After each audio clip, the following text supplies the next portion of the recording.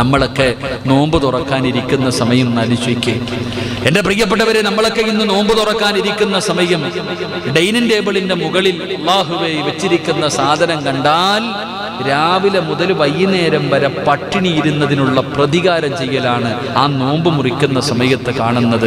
എന്തതാ ചുട്ടതും കരിച്ചതും വറുത്തതും പൊരിച്ചതും ഒലത്തിയത് എന്തൊക്കെയാന്ന് അരച്ചിക്ക്, ഏതൊക്കെ രീതിയിലാ. എൻ്റെ പ്രിയപ്പെട്ടവരെ, ഭക്ഷണം നമ്മുടെ മുന്നിൽ ഇങ്ങനെ കൊണ്ടുവന്ന് വെച്ചിരിക്കുകയാ. എൻ്റെ പ്രിയപ്പെട്ട സഹോദരങ്ങളെ, എന്നാൽ പണ്ടൊക്കെ പടച്ചോനെ നോമ്പ് തുറക്കുമ്പോൾ ഒരു കഞ്ഞിയും പയറും, ഒരു ഈത്തപ്പഴത്തിരി വെള്ളം, അൽഹംദുലില്ലാ കഞ്ഞിയും പയറും. ഇപ്പം അതൊന്നുമില്ല. ഇപ്പൊ കഞ്ഞിയൊക്കെ വേറെ പല മോഡലായി മാറി. സുഭിക്ഷമായ ഭക്ഷണം, അൽഹംദുലില്ലാ. നോമ്പ് തുറക്കുന്ന സമയത്ത് ഭക്ഷണം കഴിച്ചോ, ഞാൻ അതിനെതിരൊന്നുമല്ല, ഞാൻ കഴിക്കണ്ട എന്നല്ല. പക്ഷേ കഴിക്കുന്നതിൻ്റെ വീഡിയോ സ്റ്റാറ്റസായി വെക്കാതിരുന്നാൽ മതി. അള്ളാഹു കാക്കുമാറാകട്ടെ, അല്ലേ? നമ്മൾ കഴിക്കണതിൻ്റെ ഫോട്ടോ എടുത്തിട്ട് നമ്മൾ നമ്മുടെ കാണാൻ എല്ലാവരും കാണാം. അൽഹംദുലില്ലാ, ഇന്നത്തെ ഇഫ്താർ. ഏതെങ്കിലും ഒരു പാവപ്പെട്ടവനെ കഴിക്കാനില്ലാത്തവനത് കണ്ട അവൻ്റെ മനസ്സ് വേദനിക്കൂലേ? നരച്ചിക്ക് പഠിച്ചവൻ. അറബികളൊക്കെ ഒരാടിനെ വെട്ടി, ഞാൻ ആലോചിക്ക്, നമ്മൾ നോമ്പ് തുറക്കാൻ വേണ്ടി പോയപ്പോൾ ഒരാടിന് അതിൻ്റെ തലയും നാക്കും എല്ലാം ഉണ്ട്, ഒരാടിനെ കൊണ്ടുവന്ന് ഇങ്ങനെ വെച്ചിരിക്കുക. പടച്ചവനൊന്ന് ആലോചിക്കുക. അപ്പം ഞങ്ങളുണ്ടായിരുന്ന എല്ലാവർക്കും കൂടെ അത് കഴിക്കാൻ പറ്റില്ല.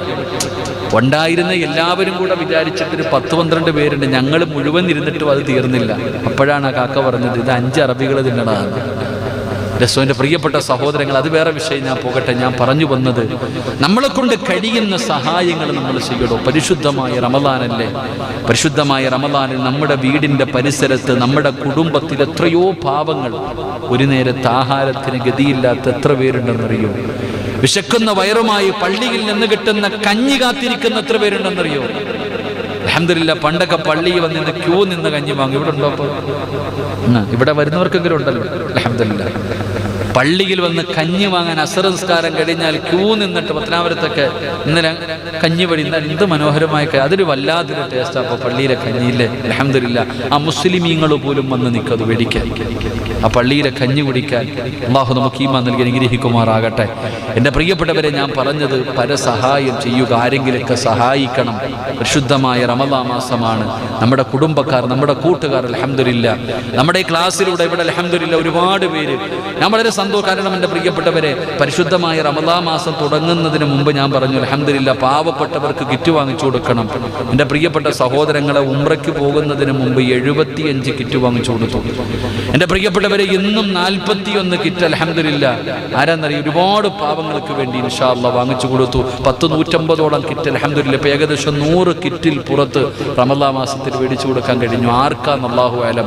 തിരൂര് വാങ്ങിച്ചു കൊടുത്തു, തിരുവനന്തപുരത്ത് മേടിച്ചു കൊടുത്തു, കൊല്ലത്ത്, ഇങ്ങനെ അറിയാം. അൽഹംദുലില്ലാ, ആരാണ് വിളിച്ചിട്ട് ഉസ്താദ് ഒരു 10 പേരുണ്ട് പാവങ്ങളെ കൊടുക്കുക, അൽഹംദുലില്ലാ, നമുക്ക് സ്വർഗം മതി.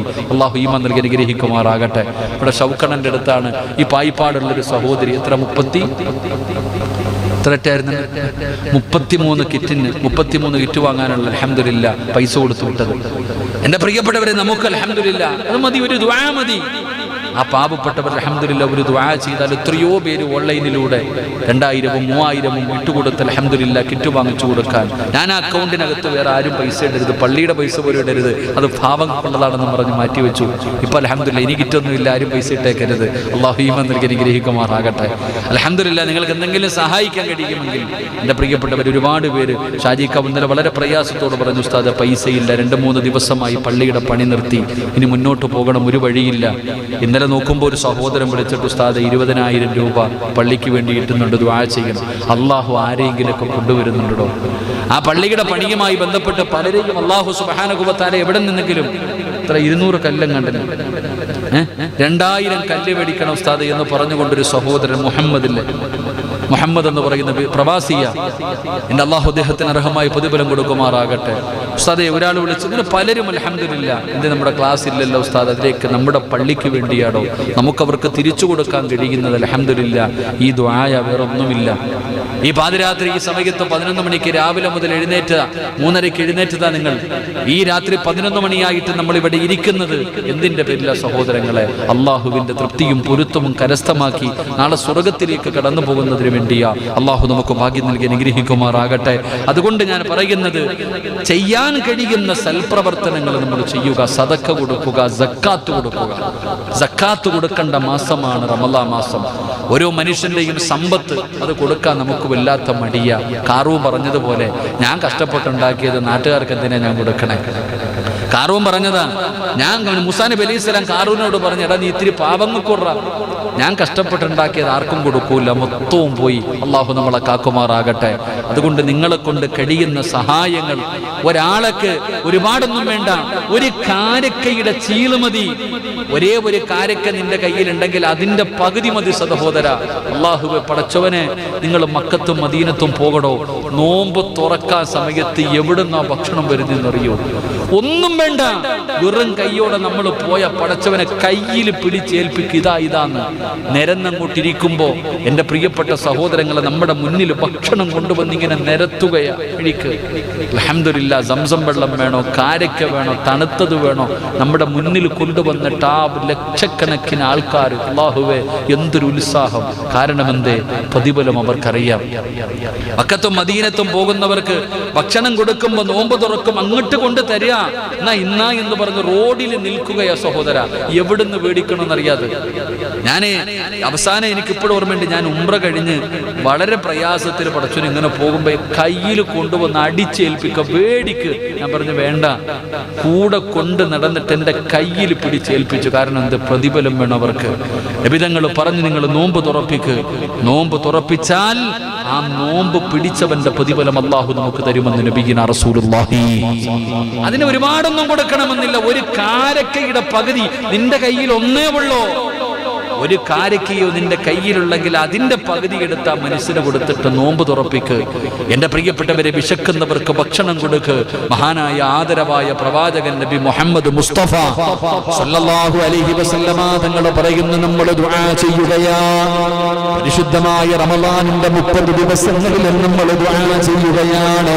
അശ്ഹദു അല്ലാ ഇലാഹ ഇല്ലല്ലാഹ് അസ്തഗ്ഫിറുല്ലാഹ് أسألك الجنة وأعوذ بك من النار. പരിശുദ്ധമായ റമളാനിന്റെ 30 ദിവസം നമ്മൾ ദുആ ചെയ്യുമല്ലോ. എന്താണ് ദുആ ചെയ്യുന്നത്? പടച്ചവനെ നീ സ്വർഗ്ഗം തരണേ അല്ലാഹ്, സ്വർഗ്ഗം തരണേ അല്ലാഹ്. നിങ്ങളും ദുആ ചെയ്യുകയാണ്. നമസ്കാരം കഴിഞ്ഞ് ഖുർആൻ ഓതിയിട്ട് സദഖ കൊടുത്തിട്ട് എന്തെല്ലാ സൽക്കർമ്മങ്ങൾ ചെയ്തിട്ടും റബ്ബിനോട് ദുആ ചെയ്തിട്ട് ഖുർആൻ ഓതിയിട്ട് എല്ലാവരും അല്ലാഹുവിനോട് സ്വർഗ്ഗം താ, സ്വർഗ്ഗം താ, സ്വർഗ്ഗം താ, പടച്ചവനെ എനിക്ക് സ്വർഗ്ഗം തരണേ എന്ന് ദുആ ചെയ്യുന്നല്ലോ. എല്ലാവർക്കും സ്വർഗ്ഗമാണ് വേണ്ടത്. എല്ലാവർക്കും സ്വർഗ്ഗം കിട്ടാൻ ദുആ ചെയ്യുമ്പോ മഹാനായ ആദരവായ പ്രവാചകൻ നബി മുഹമ്മദ് മുസ്തഫ സല്ലല്ലാഹു അലൈഹി വസല്ലമ തങ്ങൾ പറയുകയാണ്, സ്വർഗ്ഗം അല്ലാഹുവിനോട് ദുആ ചെയ്യുകയാണ്. ഞാനും നിങ്ങളും ദുആ ചെയ്യുന്നത് പോലെ നമ്മൾ നിസ്കരിച്ചിട്ട് ദുആ ചെയ്യുന്നല്ലോ, ഖുർആൻ ഓതിയിട്ട് ദുആ ചെയ്യുന്നല്ലോ. പടച്ചവനെ സ്വർഗ്ഗം താ തമ്പുരാനെ. നോമ്പ് പിടിച്ചവൻ ദുആ ചെയ്യുന്ന സ്വർഗ്ഗം താ തമ്പുരാനെ. ഖുർആൻ ഓതിയവൻ ദുആ ചെയ്യുന്ന സ്വർഗ്ഗം താ തമ്പുരാനെ. സദഖ കൊടുത്തവൻ ദുആ ചെയ്യുന്ന സ്വർഗ്ഗം താ തമ്പുരാനെ. ഞാനും നിങ്ങളും അല്ലാഹുവിനോട് സ്വർഗ്ഗം കിട്ടാ ദുആ ചെയ്യുമ്പോ ഇതുപോലെ സ്വർഗ്ഗവും ദുആ ചെയ്യുകയാ, ഇതുപോലെ സ്വർഗ്ഗവും ദുആ ചെയ്യുകയാ. അല്ലാഹുവേ,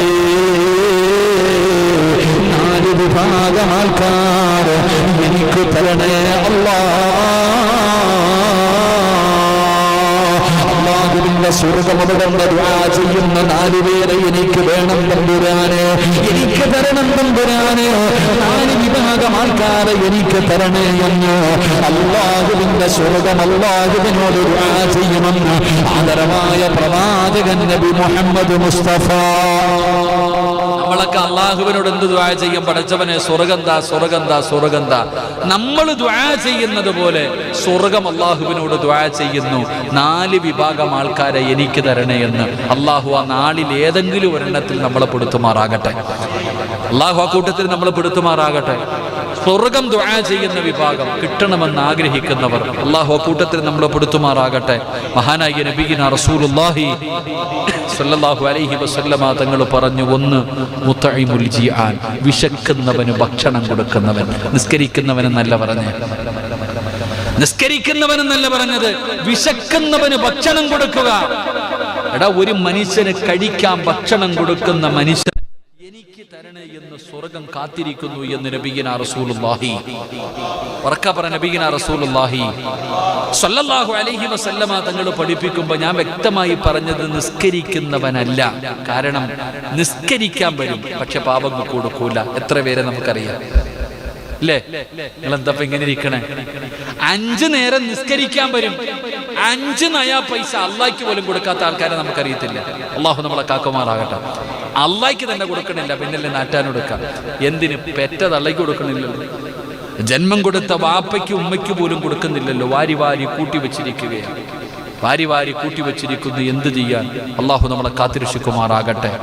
കള്ള് കുടിക്കുന്നവന് കള്ള് കുടിക്കാതെ വരുമ്പോ ഒരു പ്രശ്നമുള്ള, അത് ലഹരി ഉള്ളതുപോലെ കള്ളിന് ലഹരിയുണ്ട്, കഞ്ചാവിന് ലഹരിയുണ്ട്, മയക്കുമരുന്നിന് ലഹരിയുണ്ട്. ഇതുപോലെ സമ്പത്തിനും ലഹരിയുണ്ടെന്ന് മഹാനായി നബിയിനാ റസൂലുള്ളാഹി. ചിലരിങ്ങനെ എണ്ണിയിരിക്കില്ലേ? എണ്ണി എത്ര എണ്ണിയാലും തീരൂല. അതിനകത്ത് ഇങ്ങനെ എണ്ണിയിരിക്കുന്ന ഒരുപാട് പേരെ നമുക്കറിയാം. അള്ളാഹു നമ്മളെ കാക്കുമാറാകട്ടെ. എൻ്റെ പ്രിയപ്പെട്ട സഹോദരങ്ങളെ, മുഅ്മിനീങ്ങളെ, ഞാൻ പറഞ്ഞു വന്നത്, സമ്പത്തിനൊരു ലഹരിയുണ്ട്. ആ ലഹരി വന്നുപോയാൽ പിന്നെ പള്ളിക്കുഴിയിലെത്തണം. ആ ലഹരി മാറണമെങ്കിൽ വയസ്സാങ്കാലമായാലും ഉണ്ടാക്കണം. മക്കളെ കെട്ടിക്കണം, മക്കളെ കെട്ടിക്കണം, കൊച്ചുമക്കളെ കെട്ടിക്കണം, അതിൻ്റെ മക്കളെ കെട്ടിക്കണം. ഇങ്ങനെ പണം ഉണ്ടാക്കല. എന്നാ ഓന് തിന്നാൻ തോന്നുന്നു. എടാ ചങ്ങാതി, ഞാൻ എപ്പോഴും പറയും, ചിലരെ കണ്ട കഷ്ടം. നല്ല വസ്ത്രം ധരിക്കാറുണ്ട്, ലക്ഷക്കണക്കിന് പൈസ ഉള്ളവനാ, ഒരു നല്ല വസ്ത്രം ധരിക്കും. ഞാൻ ഇന്നലെ പറഞ്ഞു, ചിലരെയൊക്കെ ഞാൻ പറഞ്ഞു, ഇവിടെ ഉള്ള ചില ആൾക്കാരെ കണ്ടപ്പോൾ ഞാൻ ചിലരുടെയൊക്കെ വണ്ടി കത്തിച്ച് കളയണത് ഞാൻ പറഞ്ഞു. നല്ല പൈസ ഉള്ളവരാ, നല്ല രീതിയിൽ ഇസ്സത്തോടു കൂടി ജീവിക്കേണ്ടവരാ. പക്ഷെ എന്ത് ചെയ്യും? അവർ ഞാൻ കണ്ടപ്പോൾ പറഞ്ഞു, ചില വണ്ടികളൊക്കെ അൻസാരിയുടെ അടുത്ത് ഞാൻ പറഞ്ഞു, നിങ്ങളൊക്കെ അള്ളാഹു ഒരുപാട് ഇസ്സത്ത് തന്ന ആളല്ലേ, അവർ പഴയ വണ്ടിയും കൊണ്ട് വരുമായിരുന്നു, അത് വിറ്റ് കിടന്നേക്കണം. ഞാൻ ഇന്നലെ പറഞ്ഞതേ ഉള്ളൂ. ഇവിടെ അള്ള നമുക്ക് തന്നി 3 ചില കാര്യങ്ങൾ. 1 വീട്, 2 വാഹനം, 3 വസ്ത്രം. ഈ 3 കാര്യം അൽഹംദുലില്ലാ, അത് അള്ളാഹു ഇസ്സത്ത്, അള്ളാഹു ഈമാൻ നൽകുമാറാകട്ടെ. നല്ല വണ്ടി വേണ്ടേ? വേണോ? നമുക്ക് നല്ല വണ്ടി ഇസ്സത്താടോ? ഒരു മനുഷ്യന്റെ ഇസ്സത്താണ് നല്ലൊരു വാഹനം ഉണ്ടെന്ന് പറയാ. നമുക്ക് സഞ്ചരിക്കാൻ ഒരു വാഹനം വേണം, നല്ല വണ്ടിയായിരിക്കണം. അൽഹംദുലില്ലാ. അപ്പൊ എന്നോട് ചോദിക്കും, എന്താ ഉസ്താദ് നിങ്ങൾ നല്ല വണ്ടി എടുക്കാത്ത? ലോണിട്ട വണ്ടിയാകരുത്. അള്ളാഹു കാക്കുമാറാകട്ടെ. പറ, നിങ്ങളെന്താ ഉണ്ടായിരിക്കുന്നത്? നല്ല വണ്ടി വേണോ? ഒരു മനുഷ്യന്റെ ഇസ്സത്താ. നല്ല വണ്ടി വേണോ? 50 ലക്ഷമോ കോടിക്കണക്കിന് രൂപ കൊടുത്ത് നീ വണ്ടി എടുത്തോ, കുഴപ്പമില്ല. പക്ഷെ റെഡി കാശ് കൊടുത്തിട്ട് എടുക്കണം. പലിശയ്ക്ക് എടുക്കാൻ പറ്റുമോ? ലോണിട്ട് വണ്ടി എടുക്കാൻ പറ്റുമോ? നിങ്ങൾ ചിന്തിച്ചു നോക്കടോ. ഞാൻ ഈ പള്ളിയിൽ വരും, ഞാൻ പള്ളിയിൽ വന്നിട്ട് പള്ളിയുടെ മിഹ്റാബിനകത്ത് കയറി നിന്നിട്ട് പലിശ വാങ്ങരുത്, പലിശ കൊടുക്കരുത്, സാക്ഷി നിൽക്കരുത്, അല്ലേ? എല്ലാം പാപം, നരകത്തിൽ പോകും. ഇതൊക്കെ ഞാൻ പ്രസംഗിച്ചു. ഞാൻ വന്ന വണ്ടി ഏതാ? നിങ്ങളത് പറയടോ. ഞാൻ ലോണിട്ട വണ്ടിക്കകത്ത്, പലിശയുടെ വണ്ടിക്കകത്ത് വന്ന് വെള്ളിയാഴ്ച പള്ളി കയറി മെമ്പറിൽ കയറി നിന്നിട്ട് പലിശയ്ക്ക് കൂട്ടി നിൽക്കുന്നവരും സാക്ഷി നിൽക്കുന്നവരും നരകത്തില, പാവവാന്ന് വഴുതു പറഞ്ഞിട്ട് നിങ്ങളെ കരയിപ്പിച്ച് ദുആ ചെയ്തിട്ട് ഞാൻ ആ വണ്ടി കയറി പോയാ നിങ്ങൾ ആലോചിച്ച് നോക്കട്ടെ സഹോദര, എൻ്റെ അവസ്ഥ. നിങ്ങൾ എന്തെങ്ങനെ ഇരിക്കണം? ഉള്ളത് പറ. എൻ്റെ അടുത്ത് ഒരാൾ വിളിച്ചിട്ട് ചോദിച്ചു, ഉസ്താദെ എനിക്കൊരു സംശയമുണ്ട്, എന്നെ കുടുക്കിയൊരു സംശയം. ഒരാൾ എൻ്റെ അടുത്ത് വിളിച്ചിട്ട് ചോദിച്ചു, ഉസ്താദെ പലിശക്കാരൻ്റെ പുറകിൽ നിന്ന് നിസ്കരിക്കാൻ പറ്റുമോ? അപ്പൊ ഞാൻ ചോദിച്ചു എന്താണ്? അപ്പൊ ചോദ്യത്തിന്റെ ഗൗരവം എനിക്ക്, പള്ളിയിലെ ഖത്തീബ് ലോണിട്ട വണ്ടിയുള്ള ആളാ, അദ്ദേഹത്തിന്റെ പുറകിൽ നിന്ന് നിസ്കരിക്കാൻ പറ്റൂ? സത്യം പറഞ്ഞ ഞാൻ ഒന്ന് കുടുങ്ങി. മറുപടി പറയാൻ പറ്റും, കാരണം റെക്കോർഡ് ചെയ്താലും ഇപ്പോൾ ഞാൻ ആവുന്നപ്പോൾ ഞാൻ പറഞ്ഞു, ഇപ്പം എല്ലാവരുടെ കയ്യിൽ എടുക്കാമുണ്ടാവണമെന്നില്ലല്ലോ, ഒരു വണ്ടി എടുക്കാമെന്ന് പറഞ്ഞൊരു ആഗ്രഹമില്ലേ? ചിലപ്പോൾ അത് മനുഷ്യന്മാർ ഗതിയില്ലാത്തത് കൊണ്ട് ഉസ്താദിനോട് ഞാൻ അതൊന്നും ചോദിച്ചില്ല. ഇയാൾ വിടണേ ഇല്ല. അപ്പം ഞാൻ പറഞ്ഞു, ഇപ്പോഴത്തെ നിയമം അനുസരിച്ച് റെഡി കാശ് കൊടുത്തെടുക്കാൻ പറ്റത്തില്ലല്ലോ, അതുകൊണ്ടല്ലേ ഉസ്താദ് മസല പറഞ്ഞാൽ മതി, പറ്റുമോ ഇല്ലേ? അയാൾ എന്തെല്ലാം പറഞ്ഞിട്ട് എന്നെ വിടണില്ല, കറക്കി.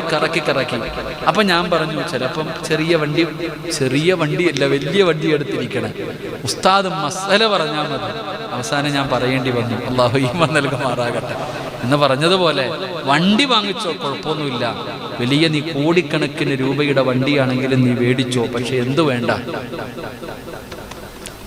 ഗവൺമെന്റിനെ പറ്റിക്കാനല്ലേ പറ്റൂ, അള്ളാനെ പറ്റിക്കാൻ പറ്റൂലല്ലോ. ഇൻകം ടാക്സിനെ പറ്റിക്കാൻ പറ്റുമോ? നിങ്ങൾ എന്താടോ ഇങ്ങനെ നോക്കണേ? മോഡി അണ്ണനെ പറ്റിക്കാൻ പറ്റുമായിരിക്കും, ഇൻകം ടാക്സിനെ പറ്റിക്കാൻ പറ്റുമോ? അള്ളാഹെ പറ്റിക്കാൻ പറ്റുമോ? ഇവനെ പേടിയുണ്ട്, അള്ളാഹിനെ പേടിയില്ല. അള്ളാഹു കാക്കുമാറാകട്ടെ, ഉറക്കപ്പറ കാക്കുമാറാകട്ടെ. ടാക്സ് ഉള്ളവരെ, ലോൺ ഇട്ടവരൊക്കെ കൊണ്ട് അടച്ചുപൊളി. അതാ ഞാൻ പറഞ്ഞേ, ലോൺ ഇട്ട വണ്ടിയുള്ളവരൊക്കെ കൊണ്ട് എന്തൊക്കെ പറഞ്ഞാലും അത് ജീവിതത്തിൽ വന്ന അതോടുകൂടി റബ്ബിന്റെ സഹായം പോയി. പലിശയിൽ എന്ന് കാലെടുത്ത് വെക്കുന്നോ അന്നത്തോടെ റബ്ബിന്റെ സഹായം പോകും. പലിശയുമായി നമ്മൾ എന്ത് ബന്ധപ്പെടുന്നു അന്നത്തോടുകൂടി റബ്ബിന്റെ സഹായം പോയടോ. അതുകൊണ്ട് ആ പലിശ വേണ്ടെന്ന് പറഞ്ഞത്. അള്ളാഹു കാത്തിരക്ഷിക്കുമാറാകട്ടെ. ഇനി ബാക്കിയുള്ള കാര്യം ഇനിയിപ്പോൾ ഈ ദൈവമായതുകൊണ്ട് കട്ടവിട ഇറങ്ങുന്നതെന്ന് എനിക്കറിയത്തില്ല. ഞാൻ അതിനെക്കൊണ്ട് ലോണൊക്കെ എടുക്കാവോ, അതിനെക്കുറിച്ച് വേറെ വിഷയങ്ങൾ, അതൊക്കെ ഉസ്താദ്മാരോട് ചോദിച്ചു പഠിക്കുക. ഞാൻ എൻ്റെ കാര്യമോ പറഞ്ഞ്, നിങ്ങളുടെ കാര്യമല്ല പറഞ്ഞത്. അള്ളാഹു ഈമാൻ നൽകുമാറാകട്ടെ.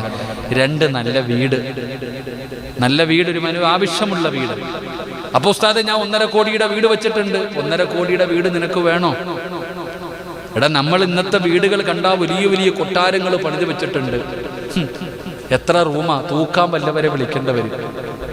എടോ, നിനക്കും നിന്റെ ഭാര്യക്കും നിന്റെ മക്കൾക്കും നിന്റെ വീട്ടുകാർക്കും താമസിക്കാനുള്ള വീട് പണിതോ, കുഴപ്പമില്ല. പക്ഷെ ഇന്നത്തെ വീടുകൾ എന്ന് പറഞ്ഞാൽ എൻ്റെ പ്രിയപ്പെട്ട സഹോദരങ്ങളെ വെറുതെ ഇങ്ങനെ കെട്ടിപ്പൊക്കിയിടുക. നബിതങ്ങൾ പറഞ്ഞു, ഒരാൾ അള്ളാഹു നശിപ്പിക്കാൻ ഉദ്ദേശിച്ചാൽ അവന് വീട് വെക്കാൻ ആഗ്രഹം കൊടുക്കും. അള്ളാഹു കാത്തിരക്ഷിക്കുമാറാകട്ടെ. എത്രയോ പേരറിയാം, കെട്ടും ഇടിക്കും, അവസാനം എത്തീങ്കാനയിലാകും. അള്ളാഹു കാത്തിരക്ഷിക്കുമാറാകട്ടെ.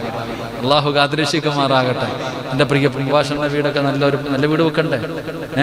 പഞ്ചായത്ത് മെമ്പറാണെന്നും ബില്ലുണ്ടെന്നും പറഞ്ഞിട്ട് കാര്യമില്ല. മനോഹരമായൊരു വീട് വെക്കണം. ഇൻഷാ അല്ലാഹ്, അൽഹംദുലില്ലാഹ്. അള്ളാഹു സാധിപ്പിച്ചു കൊടുക്കുമാറാകട്ടെ. എൻ്റെ പ്രിയപ്പെട്ട സഹോദരങ്ങളെ, 3 നല്ല വസ്ത്രം ധരിക്കണ്ടേ? നല്ല വസ്ത്രം ധരിക്കണോ? അതോ ഞാൻ പാവപ്പെട്ടവനാണെന്ന് വെറുതെ കീറിയിട്ടിട്ട് വെക്കണോ? പറമനുഷ്യന്മാരെ, അപ്പൊ ഞാൻ നിങ്ങളോട് പറഞ്ഞത്, അൽഹംദുലില്ലാഹ്, അള്ളാഹു നിങ്ങൾക്ക് നൽകിയിരിക്കുന്ന ആ ഒരു കണക്ക് വെച്ചിട്ട് എൻ്റെ പ്രിയപ്പെട്ടവരെ, നല്ല വാഹനം, നല്ല വസ്ത്രം, നല്ല വീട് അള്ളാഹു നൽകി അനുഗ്രഹിക്കുമാറാകട്ടെ. ഇപ്പൊ എന്താ പറഞ്ഞത്? സക്കാത്തൊക്കെ കൊടുക്കണമെന്നായി പറഞ്ഞതിനർത്ഥം നിന്റെ സമ്പത്തിന്റെ കണക്കനുസരിച്ചിട്ട് അൽഹംദുലില്ലാഹ്, നിന്റെ കയ്യിൽ ഇത്ര രൂപയുണ്ടെങ്കിൽ ഇത്ര ശതമാനം, 10 ലക്ഷം രൂപയുണ്ടെങ്കിൽ എത്ര സക്കാത്ത് കൊടുക്കണം? അറ്റാക്ക് വരരുത്. 10 ലക്ഷം രൂപ നിങ്ങളുടെ കയ്യിലുണ്ടെങ്കിൽ എത്ര കൊടുക്കണം? 25,000 രൂപ കൊടുക്കണം. അള്ളാഹുവെ, കണ്ണീ കൂടെ പൊന്നീച്ച പറക്കുന്നു. അള്ളാഹു ഈമാൻ നൽകുമാറാകട്ടെ. 10 ലക്ഷം രൂപയുള്ളവൻ 25,000 രൂപ അത് പാവപ്പെട്ടവന്റെ അവകാശമാ. ആ 9,75,000 രൂപയെ നിനക്കുള്ളൂ. 25,000 രൂപ പാവപ്പെട്ടവൻ്റെതാ. ആ 25,000 കൊടുക്കാൻ അതുപോലും കൊടുക്കാതെ മടി കാണിച്ച് ആർത്തിയോട് അത് പിടിച്ചു വെച്ച ഈ 9,75 പോയി കിട്ടും. അല്ലാഹു നമ്മളെ കാത്തിരക്ഷിക്കുമാറാകട്ടെ. അങ്ങനെ ഒട്ടും മനസ്സിലാക്കേണ്ട സത്യമത ഞാൻ പറഞ്ഞതല്ല. മഹാനായ സയ്യിദുന അബൂബക്കർ സിദ്ദീഖ് ലോകത്തുള്ള സർവ്വ മുസ്ലിമിന്റെ ഈമാൻ എടുത്തൊരു ത്രാസിൽ അബൂബക്കർ തങ്ങളുടെ ഈമാൻ എടുത്തൊരു മറ്റേ ത്രാസിൽ വെച്ച ആരുടെ ഈമാൻ കൂടി നിൽക്കും? എൻ്റെ അബൂബക്കറിന്റെ ഈമാൻ കൂടി നിൽക്കുമെന്ന് മഹാനായ നബിയുന റസൂലുള്ളാഹി. 25,000 രൂപ സക്കാത്ത് കൊടുക്കാൻ മടിച്ചിട്ട് അതുകൂടെ പിടിച്ചു വെക്കാൻ നിന്നാ അടങ്കലോടെ പോകും. അള്ളാഹു നമ്മളെ കാക്കുമാറാകട്ടെ. കൊടുത്താൽ ആ 9,75,000 ഫ്രഷായി. അൽഹംദുലില്ലാഹ്, അതാരും പിടിച്ചുകൊണ്ട് പോകില്ല. അതിൻ്റെ ഉത്തരവാദിത്വം അള്ളാഹു ഏറ്റെടുക്കും. അള്ളാഹു നമുക്ക് ഭാഗ്യം നൽകുമാറാകട്ടെ.